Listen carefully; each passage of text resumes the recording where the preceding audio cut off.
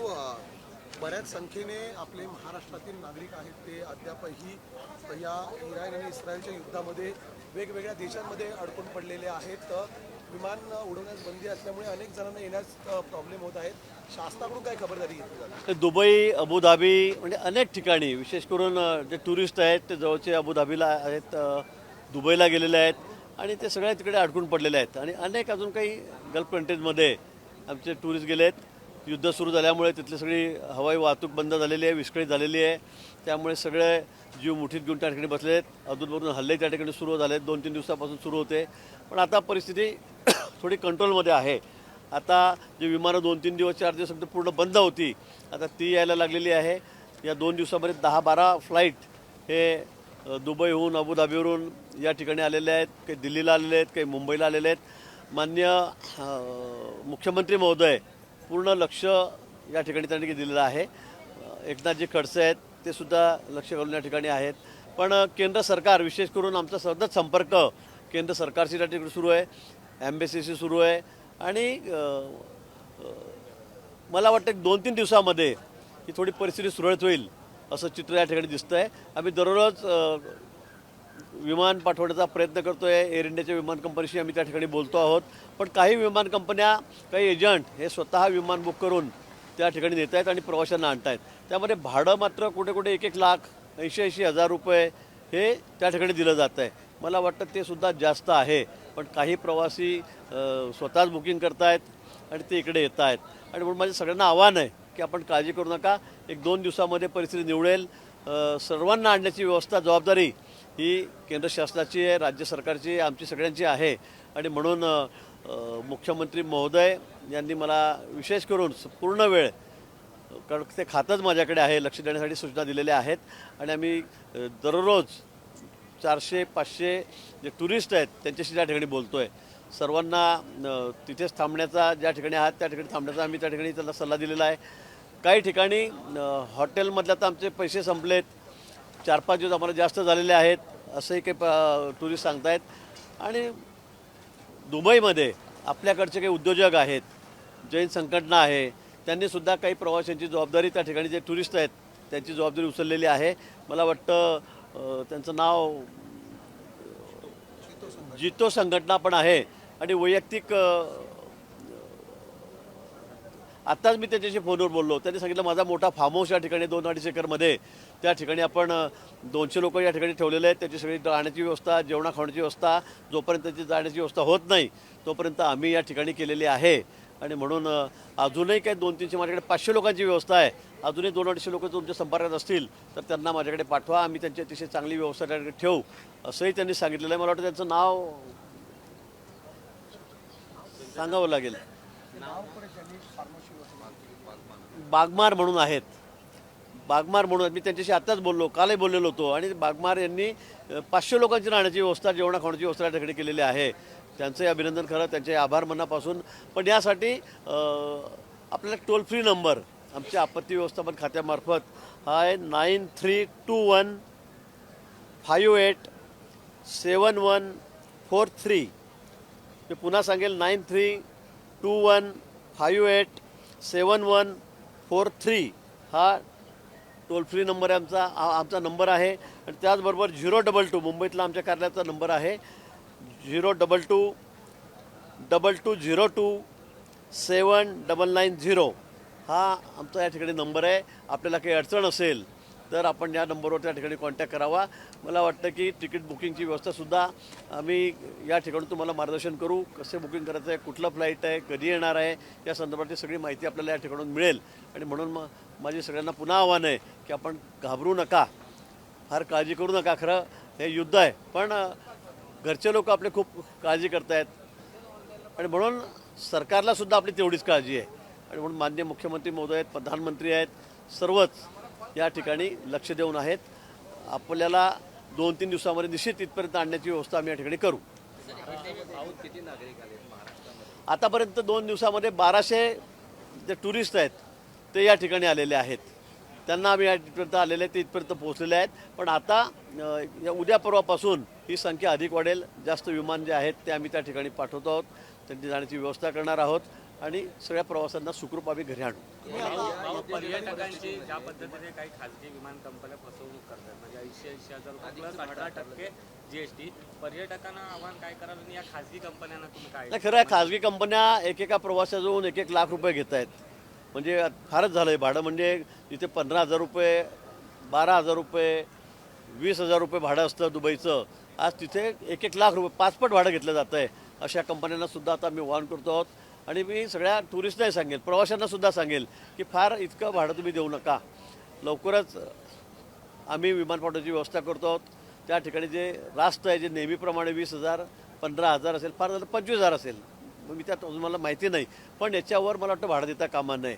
आणि उगाच अशा परिस्थितीमध्ये लोकांची लूट करायची, अतिरिक्त पैसे लावायचे, मला वाटतं हे काही योग्य नाही. अशा कंपन्यांवर सुद्धा आम्ही त्या ठिकाणी निश्चित कारवाई करू. तुम्ही आपत्कालीन कक्षात जात आहात, काही एखादी लिंकच्या माध्यमातून देखील पर्यटकांना किंवा नागरिकांना ट्रेस करता येईल का काय? निश्चित या संदर्भामध्ये एक लिंक बरं आठवण दिली मला. या संदर्भामध्ये एक महाराष्ट्र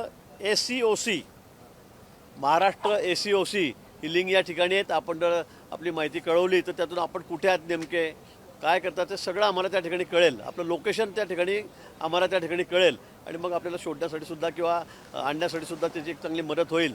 तर या संदर्भातली लिंक आहे महाराष्ट्र ACOC, ही या ठिकाणी लिंक आहे. आणि नंबर मी आपल्याला दिलेला आहे आमच्या कार्यालयाच्या, आपण संपर्कात राहावं. और हिंदी में बता दीजिए कि कितने लोग जो है वो फंसे हुए हैं और खाड़ी देशों में जो इस समय माहौल है, वतन वापसी किस तरीके से सरकार सुनिश्चित कर रही है? जहाँ जहाँ भी वॉर चल रहा है वहाँ पे तो लोग हमारे लोग तो हिंदुस्तानी लोग, ऐसे महाराष्ट्रियन लोग तो पूरे दुनिया भर में है. काम के लिए गए हैं, कुछ टूरिस्ट करके गए हैं, लेकिन काम के लिए भी बहुत सारे लोग गए हैं. तो सभी घबरा गए हैं क्योंकि रात को तो इतनी बमबारी चल रही है, इतने आवाज़ आ रहे हैं, हमले हो रहे हैं. तो सभी लोग परेशान हैं. उनके वो भी खुद वहाँ परेशान हैं, उनके घर के रिश्तेदार जो है, घर वाले जो है, वो भी यहाँ पर परेशान हैं. तो आने के लिए सब लोग जल्दबाजी कर रहे हैं. तो मैं यही कहूँगा कि भाई 2-3 दिन में स्थिति सामान्य हो जाएगी. पूरे सरकार, केंद्र सरकार, माननीय प्रधानमंत्री है, माननीय मुख्यमंत्री जी है, देवेंद्र जी है, सभी पूरे स्थिति पर ध्यान रखे हुए हैं. और मेरे तरफ तो डिपार्टमेंट ही है आपत्ति व्यवस्थापन, इसलिए हम भी पूरा समय लोगों से बात कर रहे हैं. कल से मैंने कम से कम 500-600 लोगों से बात की होगी. सभी को कहा है, हम सबकी तसल्ली दे रहे हैं. दुबई में कुछ लोग कहते हैं हमारे पास अभी पैसे नहीं है, हमारा पूरा पैकेज जो था वो ख़त्म हो गया है. तो वहाँ पे जो हमारी संगठना है, जैन संगठना है, वो मदद कर रही है. वहाँ पे हमारे एक मित्र है, उनका बड़ा फार्म हाउस है वहाँ पर, तो उन्होंने भी कहा है मैं 500 लोगों की व्यवस्था मैं करूँ. अभी उनके पास 200-250 टूरिस्ट जो है वो उनके यहाँ फार्म हाउस में रुके हुए हैं. उनके रहने की व्यवस्था, खाने की व्यवस्था सभी उन्होंने की. बागमार करके उनका नाम है. तो और भी 200-300 लोगों की व्यवस्था करते, 500 लोगों की मैं व्यवस्था कर सकता हूँ, ऐसा उन्होंने कहा है. मुझे लगता है कि 2-3 दिनों में सभी लोगों को लाने की हम लोग कोशिश करेंगे. राज्य सरकार के पास आंकड़ा कोई है क्या सर कि कितने लोग अब तक वापस जो है सुरक्षित लाए जा चुके हैं? नहीं, लोग तो सभी सुरक्षित है वहाँ पर. अभी तक मुझे लगता है आज तक सुबह तक 1200 लोग, तो कोई फ्लाइट लेके जा रहे हैं, कोई कंपनियाँ लेके जा रही प्राइवेट, बुकिंग करके लाख रुपए, 80,000 रुपये टिकट ले रही है, ज़्यादा टिकट ले रही है. मुझे लगता है 20-25 हज़ार के ऊपर टिकट लेना नहीं चाहिए, लेकिन 80,000 एट टैक्स, मतलब ऐसा करके लाख रुपए का किराया उन लोगों से ले रहे हैं. तो मुझे लगता है ये बात भी बहुत गलत है, इसकी भी हम जांच करेंगे. इतना ऐसे स्थिति में लोगों की लूट भी नहीं होना चाहिए, लोगों से ज़्यादा टिकट भी नहीं लेना चाहिए.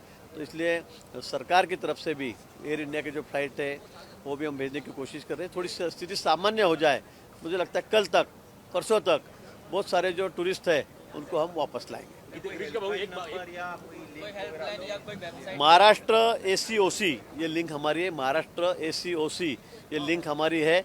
आप इस पर अगर मालूमात देंगे तो आपका लोकेशन हमें अपने आप मालूम पड़ जाएगा. हेल्पलाइन नंबर भी हमारा है. तो मुंबई मंत्रालय का जो ऑफिस है वहाँ हम आपसे मतलब संपर्क कर सकते हैं, आप हमसे संपर्क कर सकते हो. उसका नंबर है 9321587143. ये हेल्पलाइन का नंबर है हमारा. मतलब हेल्पलाइन का नंबर यहाँ अगर आप फ़ोन करोगे तो आपको सारी जानकारी हम आपको देंगे. और उसके साथ 022 ये लैंडलाइन का नंबर है, 2202279990 ये भी हमारे ऑफिस का कार्यालय का नंबर है. 24 घंटा वहाँ पे हमारी सर्विस है.